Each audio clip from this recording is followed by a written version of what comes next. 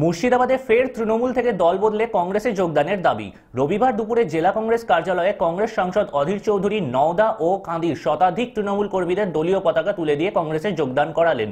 একই সাথে এক সাংবাদিক সম্মেলনে তৃণমূলকে এক হাত নিলেন তিনি। তৃণমূল ছেড়ে কংগ্রেস দলে যোগদানের ঘটনা অব্যাহত। আজকেও নওদা থেকে তৃণমূলের সক্রিয় কর্মীগণ এবং কাঁদির কুমারষণ্ড থেকে তৃণমূলের একগুচ্ছ সক্রিয় কর্মী তারা কংগ্রেস দলে যোগদান করবার জন্য বহরমপুর পার্টি অফিসে এসেছেন।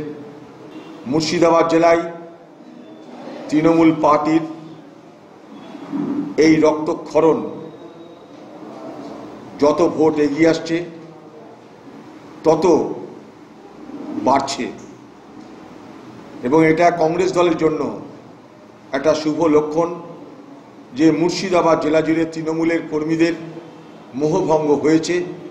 মামাটি মানুষের নামে মুর্শিদাবাদের যুব সম্প্রদায়কে, মুর্শিদাবাদের মানুষকে যেভাবে বিভ্রান্ত করা হয়েছিল, কখনো ভয় দেখিয়ে, কখনো লোভ দেখিয়ে, মুর্শিদাবাদের যুবকেরা, মুর্শিদাবাদের সাধারণ মানুষ আজকে তাদের সেই চালাকি ধরে ফেলেছে।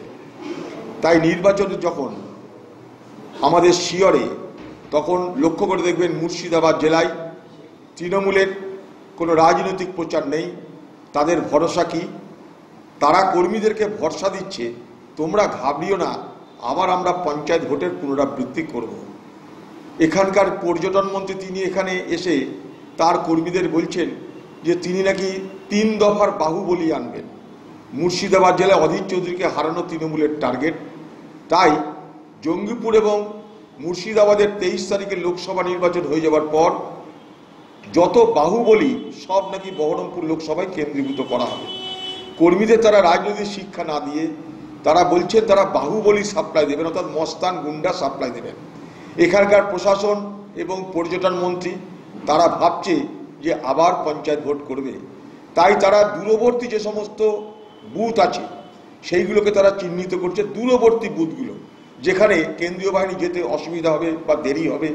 তারা ভাবছে যে কংগ্রেস দলের এজেন্ট কারা কারা হবে তাদেরকে পুলিশ দিয়ে ভয় দেখিয়ে, নিজেরা ভয় দেখিয়ে আগে থেকে বসিয়ে দেবে, এই রকম ভাবছে।